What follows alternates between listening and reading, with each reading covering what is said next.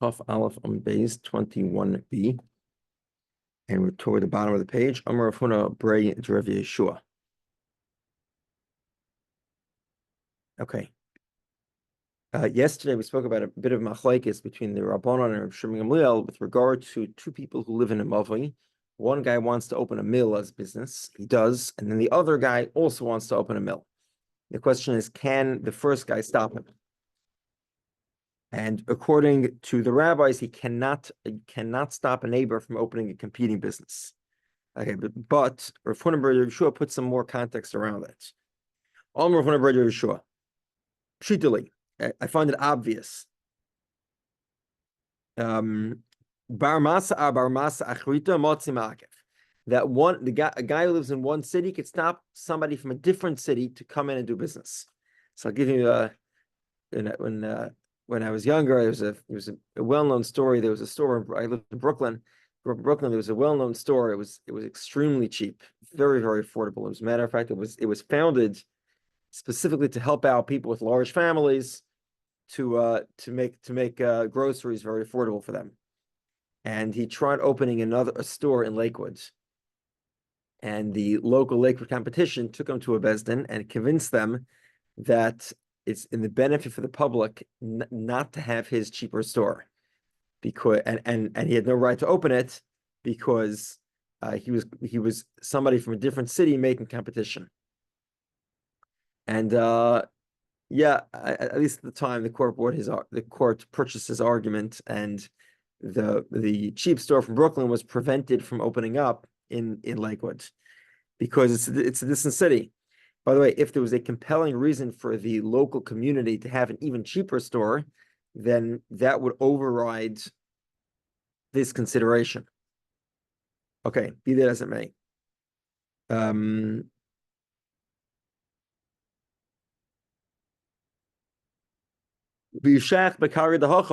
However, if he pays local taxes, then he's a local resident as well, and he can open up a competing business. Okay. Here's the question. Two people who live in the same avoi could both open up a competing business. But what about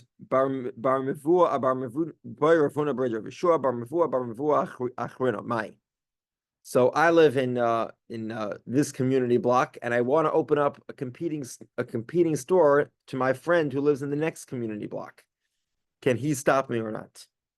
Gemara says, "Teku, let it stand." Amar Yosef says,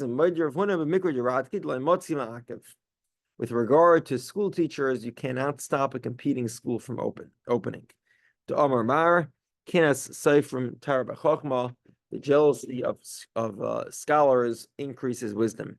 Meaning, we want school teachers to be fearful for their jobs, to make sure they do a good job, and recognize that if they don't, then somebody else can go out and open up a competing school and take away all the business.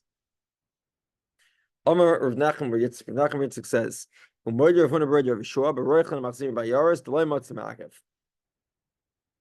Huna agrees that this is true with regard to fixed businesses. However, the peddler business, which was primarily a business in which they sold perfumes and other feminine products,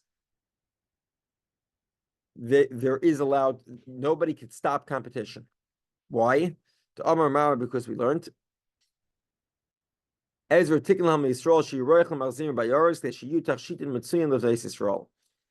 made a rabbinic decree that to allow peddlers to constantly move around the communities selling their feminine products, so that they should be available for the Jewish women.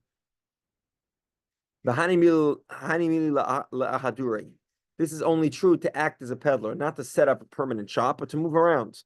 To set up shop, that they can't do. If they're a scholar, we permit them to set up shop as well.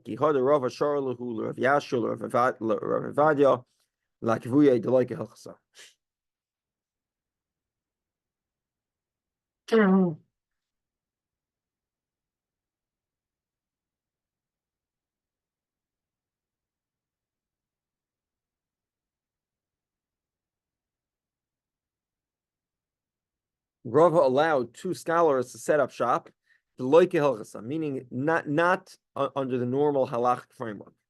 So the Gemara says, well, if it wasn't under the normal halachic framework, then my time, why did he permit it?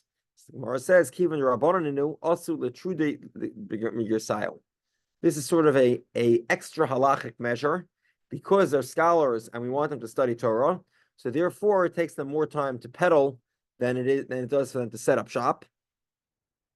And therefore, we want them to study Torah. We allow them to set up shop, even though they come from a different town, and they really should not be allowed to. Okay. Now we get to a few stories. Hanu dikuloi. There were these two people that were dikuloi. These were basket weavers. The Isu dikuloi Bavel. They brought their weavers to Bavel. Presumably they lived in Israel. They were expert basket weavers. They came down to Bavel and they brought their baskets. Also, B'nai Masa, the people of the city came along. They said, we already have enough basket weavers in town. We don't want you competing for our business. Also, Commander Ravina, so they sent this question to Ravina. Amar Lahutz, they said to Ravina, Me'alma asu ula alma lizvanu. It's true that we come from a foreign country. However, we're not selling to the locals. We're selling to the foreigners. And Ravina bought the argument. He agreed, but he's put a condition. He says, "V'hani mili, this is true only b'yom deshuka on the market days. That would be Monday and Thursdays, because then we have a lot of strangers in town. But when it's not a market day, then they can't compete with the local business. And even on market days, that's only to sell in the market. But to go peddle the wares, that's not permitted. Okay, meaning the peddlers we spoke about previously were selling feminine products. These are basket weavers. They're selling baskets. They're not allowed to peddle their wares. They're only allowed to sell their wares primarily to a non-local audience, which would be on market day in the market. Elsewhere, or not on market day, that would not be permitted. Okay, next story. Hanu Amuroi. These were people that sold wool. The Isu Imra Lepumnara. They brought wool to a town called Pumnara. Also B'nai Masa Kama Akfi Luye. The locals were a little upset about it. Also looking at Rav Kahanas. They brought them to Rav Kahana to a din Torah. They brought them to a court case. They wanted them to stop being able to sell wool in that city. Now, presumably they were not locals. So Rav Huna tells the wool merchants that the claimant here is correct. You're not entitled to sell to if you're not a local. So Amrleis, they said to him, 1 second, Islan Ashroi b'masa. We have other debts to collect in town. Meaning, we're here to collect our debts. And because we happen to be in the business of selling wool, we're selling our way to support ourselves for the week or so that we have to be here.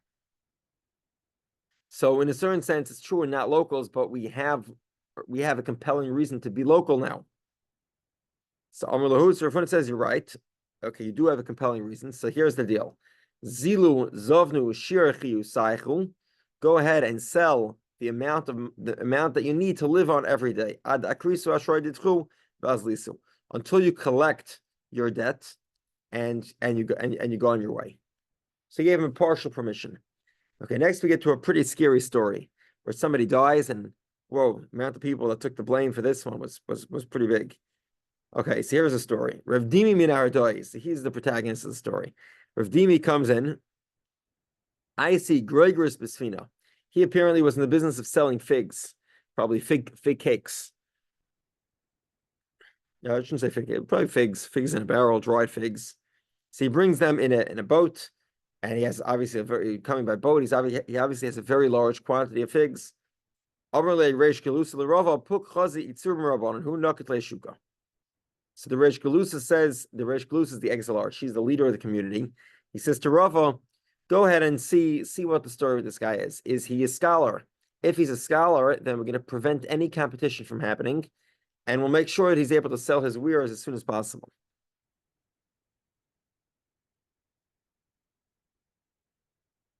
Okay, Amarle Rava Rav Ada Barava. So Rava says to Rav Ada, his student, he says to him, "Puk toile b'kankani."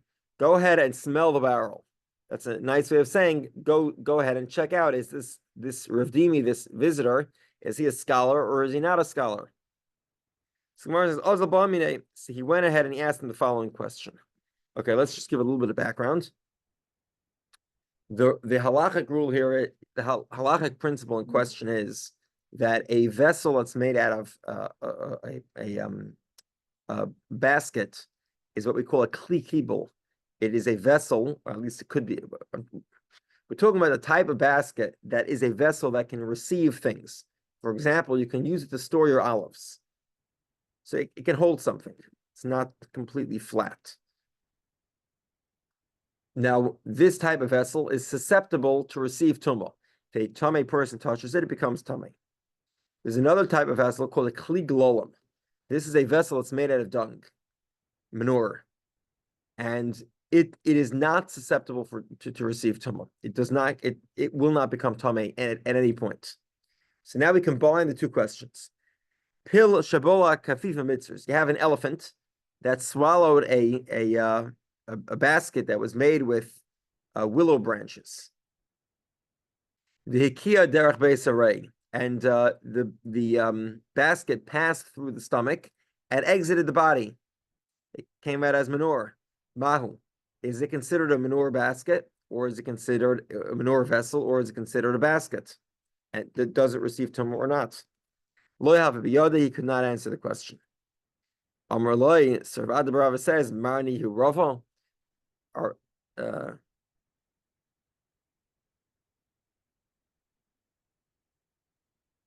one second. Okay.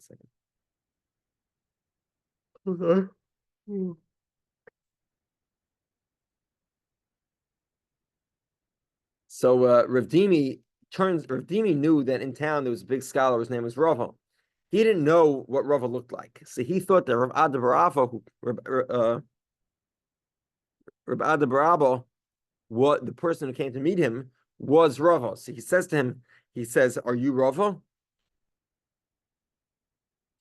So he says, he took his cane and he bangs it on his shoe. He says, Amarlei ben didila Rava ikatuva. He says, between me and Rava, there's quite a distance. Miu, but moreover, akartcha no rabcha, Rava rabba de rabach. He says, clearly the fact that you didn't know the answer to this question means that I am your teacher, and Rava is your teacher's teacher. Okay, so he failed the test.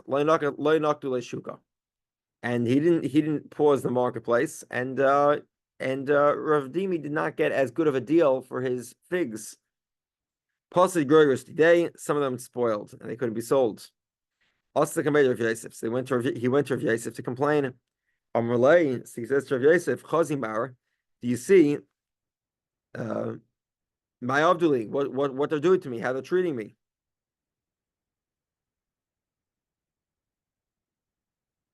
Okay, so Rav Yosef was not impressed with how Rav Dimi was treated. He was sort of tested on the spot, and then he failed the test. So they didn't accommodate him, even though he was a scholar. So he says to them, "Amarlei mandalai shialu unisa de malka de edem lo nishialu unisach." The master. This is an allusion to the master of the universe, God, basically the one who did not wait to punish the pain of the kings of Edom, the embarrassment of Edom, should not delay to punish the one who embarrassed you. Meaning, Rav Ada, who embarrassed you, who gave you this test, God should pay him back. The Siv is the verse states, I'm paying back Moav for their 3 sins, and the 4th sin, which made it impossible for them to turn around, to repent. Al sarfu atzmis melech Edom,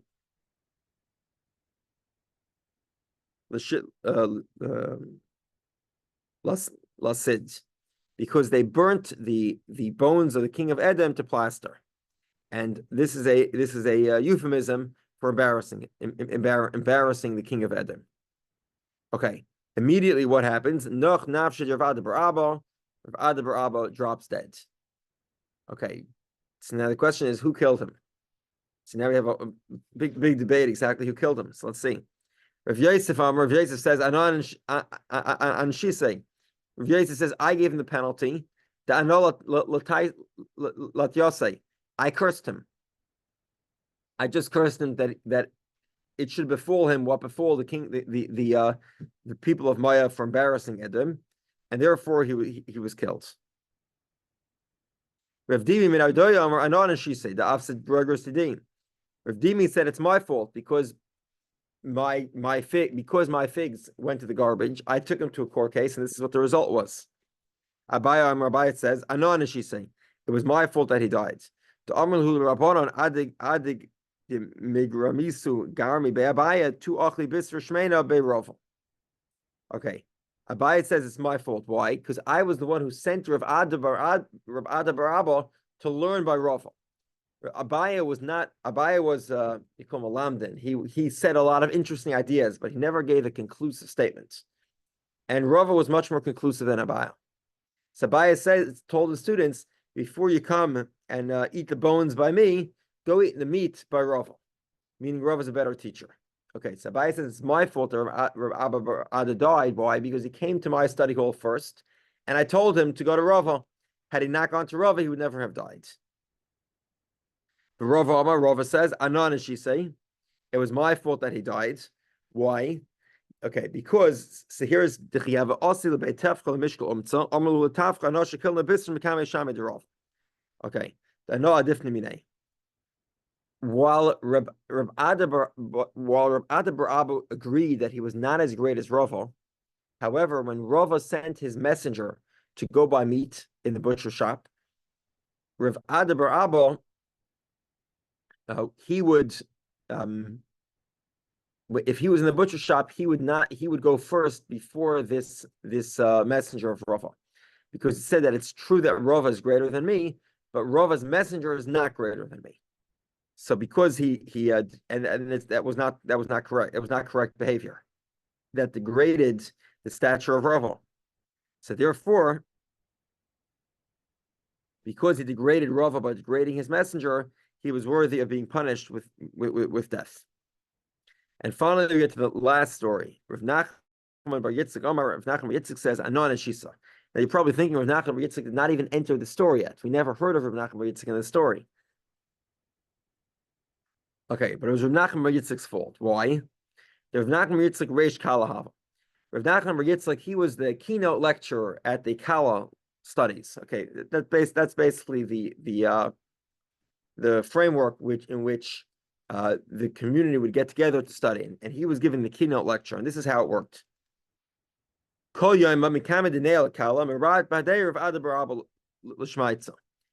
day during the Kala lectures, Rav Nachman bar Yitzchak would review his speech with Rav Ada bar Abba. And then he would enter the main speech. He would enter and give his keynote lecture. That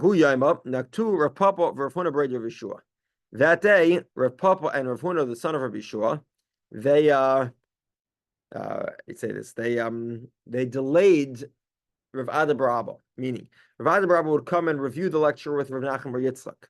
That day, Rav Papa and Rav Huna, the son of Rabbi Yeshua, they delayed his entry with Rav Ada bar Abba, because they were not at the lecture of Rava. They said,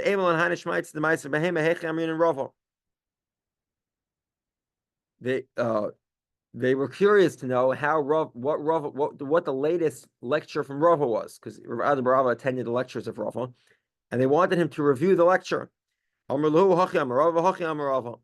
So he went ahead and he reviewed Rava's lecture with Rav Yeshua, with Rav Huna, the son of Rav Yeshua, and Rav Papa. Okay, while he's reviewing the lecture, so then he delayed his arrival. Rav Nachman bar Yitzchak did not have enough time to review his keynote lecture. They told him to move on.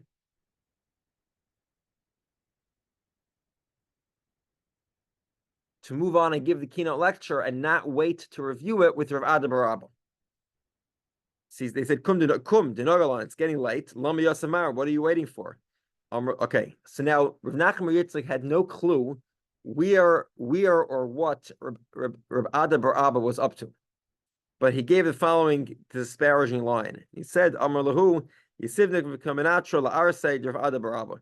He said, I'm not going in until the bier, meaning the coffin of Rav Ada bar Abba arrives. At that moment, Ada hachi nafa called the Rav Ada bar Abba. That moment was the moment that Rav Ada bar Abba passed away. Umistavra, and it makes sense. The Rav Nachman bar Yitzchak Anshe, that this was the reason why Rav Ada bar Abba died was because he disrespected the honor of Rav Nachman bar Yitzchak. Okay. Next, Mishnah. Misha yikaisa samach lekaisa chavera yismach lekaisa lachar imken herchik mimenu arba amas. Okay, somebody whose wall is adjacent to his friend's wall. Okay, so it seems to be an immediately adjacent, and then it fell down. Then he has to distance it 4 amas. He has to move back 4 amas. Okay, we'll have to explain this in the Gemara. If you're building a wall next to a window, you have to move 4 amas from the bottom, from the top, and from the sides. Okay, so now the Gemara understands the Mishnah to be referring to a scenario where the walls were. One second. Where the guy built the wall adjacent to his friend's wall, immediately adjacent, then it fell down, and now we tell him move back 4 amas. So the Gemara says, 1 second. How did he get so close, less than 4 amas to begin with? Because they have to distance 4 amas after your friend builds a wall. It should have to be distance 4 amas even initially. So Yehudah says this is the explanation.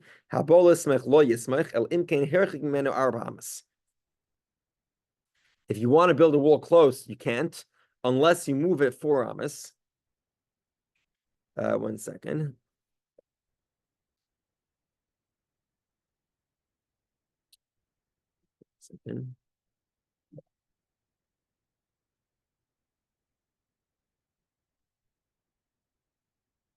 Okay. In other words, the Mishnah is not talking about where a wall falls down, and it's talking about initially. Initially, you can't put it next to the wall unless there's 4 amas of distance. So Gemara says, Maskefla Rava, so Rava asks,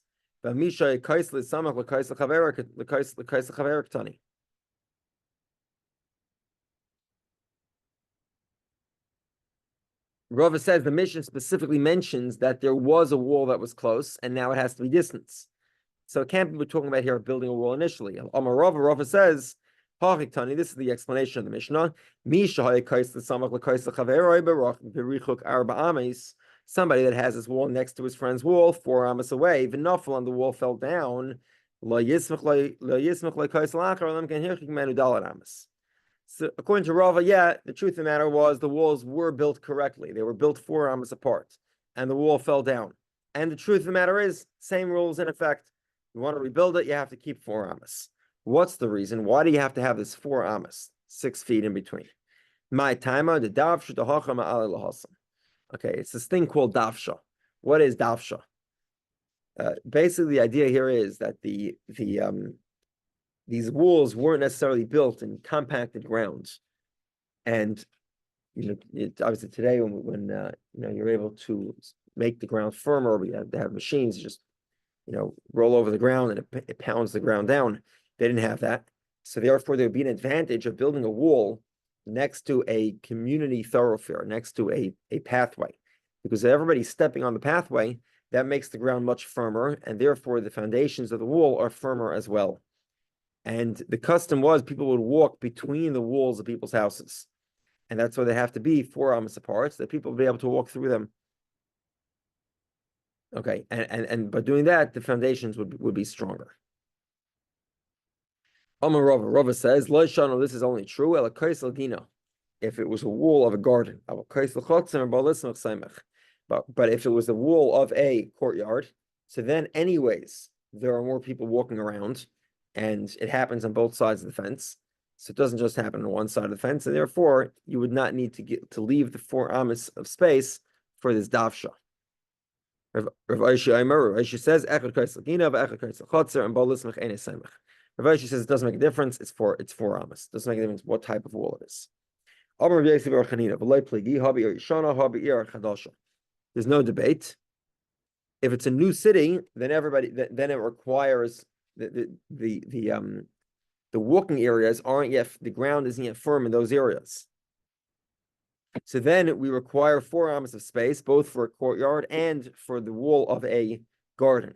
However, if it's a new city, if it's an old city, the walls for the courtyards are already compact. The ground next to the wall is already compacted.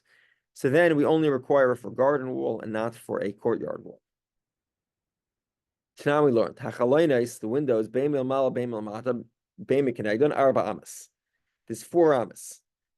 You cannot build a wall within 4 amas. Top of the wall cannot be within 4 amas of the window.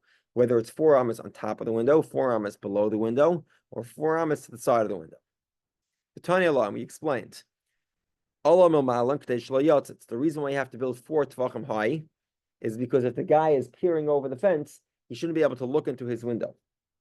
Milmaton, it has to be 4 amas. The wall, the windows here, the wall ends here. There have to be minimum of 4 amas of space in between. Why? Shalayam v'yiras. They shouldn't stand on the wall and look into the guy's window. Umikenegdan shalayafel, and 4 amas at a distance. Shalayafel, so that it doesn't create. There's 4 amas this way, so that he doesn't cover so he doesn't block the sunlight from getting in. Okay, so the Gemara says Taima shalayafel. The reason why his wall has to be more than 4 tefachim set back from the window is because we don't want him to block out the sun. Al mishum davsha, but because of davsha, meaning the tread of the people to compact the earth, loy, it would be permissible to move your wall immediately next to your friend's wall, even though you're minimizing the amount of davsha. So the Gemara says, loy hachmai eskinam b'bomen atzad. If you have the article, they have a nice picture here. Basically, this guy's wall was here, and this guy's wall went this way. So there's still davsha on top and davsha on bottom. And therefore, the only reason why this would be prohibited is because he's darkening the space of the window. The camel. 1 second.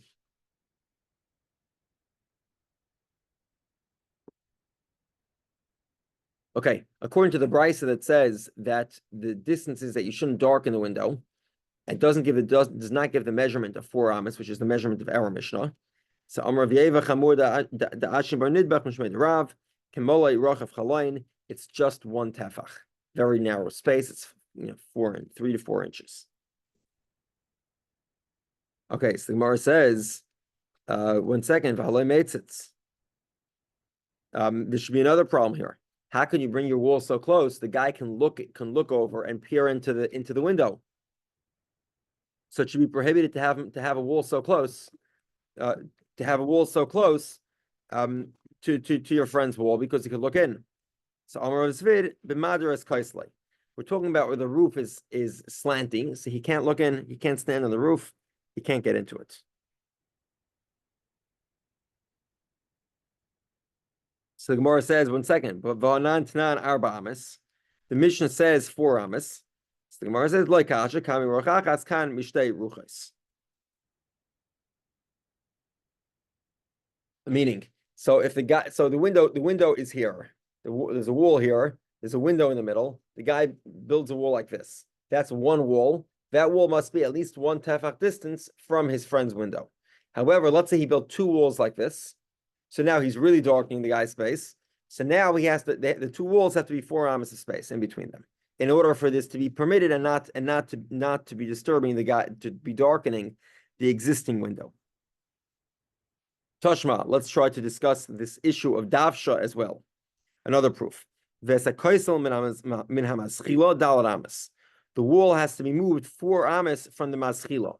The maschila is roughly analogous to what we call a gutter today.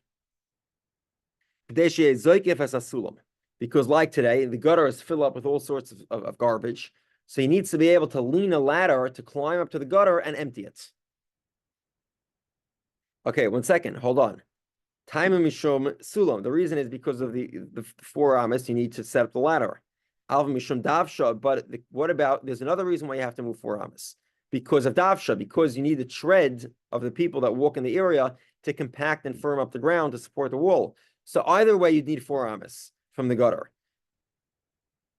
Either because to set up a ladder to the gutter, or because of davsha, to be able to compact the wall, be able to compact the ground next to the wall, so the foundations would be stronger. So why is that not mentioned as a possibility? So the Gemara says this is the obvious answer, which is that the gutter isn't necessarily 4 amas from the gutter is not necessarily 4 amas from the wall. So a normal house today, there's the eave. I think they're called the eaves, right? The gutter, the eaves stick out from the wall of the house, and the gutter, 4 amas from the gutter is much more than 4 amas distance from the house, from the wall of the house. Now, davsha is not a concern here because people can walk underneath the gutter of the slanted, because the gutter is the edge of the eaves, the slanted roof. But davsha would only give you 4 amas to the wall, not 4 amas to the gutter. So that's the Gemara's resolution. We're talking about here is the wall, and you have the slanty roof, and at the edge of the roof you have a gutter. The edge of the slanty roof you have a gutter, which is much more. 4 amas in the gutter is much more space than 4 amas directly from the wall of the house. There's no concern of davsha there because you can walk underneath the slanted roof and the gutter. Okay, Mishnah on Chaf Beis and Beis. Marchikin es asulam min hashoyvech arba ametz k'dei shalei tikbut hanemiya. You move the ladder from a nest. Chaf Beis and Beis, Mishnah 22. Okay, a guy has a nest, okay, and you want to put up a ladder for your telephone pole or whatever else that might be important, but it's very close to your friend's nest. So what do? It's you have to distance the ladder 4 amas from the nest. Why? Because we're concerned here about an animal. It's like a weasel, some sort of rat. It will run up the ladder and it will eat all the doves that are in the nest. Article translates an emia as a martin, which is not an animal that I'm familiar with. Rodent would do that. Okay, any type of rodents. So you have to move it 4 amas. So you have to move it away so that it's unable to make that jump. And like we said previously, you have to you're building a wall next to your friend's gutter. It has to be 4 amas distance from the gutter. So your friend is able to put up a wall, put up a ladder to be able to clean out his gutter. Okay, let's begin the next Gemara. I guess we can start. Just to introduce us, and we'll stop. Okay, the main discussion here is the opinion of Rabbi Yossi. We spoke about Rabbi Yossi a little bit before. Rabbi Yossi's the general opinion of Rabbi Yossi is that we explained before there's 2 types of nizkei shchenim, of damaging that occurs between neighbors. There is mutual aggression.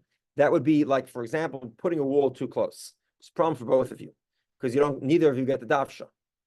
Same thing is true of building 2 pits that are next to each other. Both of your foundations are undermined. It's a mutual damage. And then there's another type of damage, which is a one-way aggression. We gave an example before of the guy who has the mustards. He damages the guy with the bees. According to the rabbi's opinion, the bees don't damage the mustard. Same thing was true of the guy who had the flax water, right? He damaged the tomatoes. Or the guy with the, what was the last example there? There was one.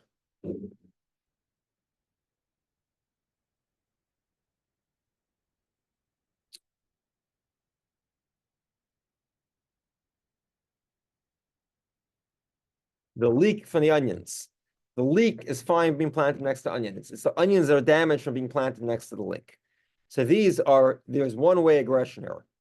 And Rav Yosef says it's the victim's responsibility to move away from the aggressor. So now our Mishnah sounds like it's not Rav Yossi. Again, presumably the weasels, first of all, they're probably wild, but even if they were pet weasels, presumably they're not victims of being next to a nest of doves. They're only the aggressors. So it's a one-way aggression. The weasels attack the doves don't attack the weasels. So if that's the case, according to Rav Yossi would argue, well, it's the guy with the nest who's responsible to distance himself.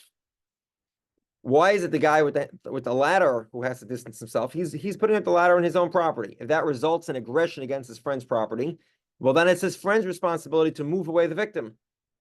That's Rabbi Yossi's opinion. If you plant a tree next to a pit, a swimming pool, then it's the guy with the swimming pool who's responsible to move it, and not the guy with the tree is allowed to plant it wherever he wants.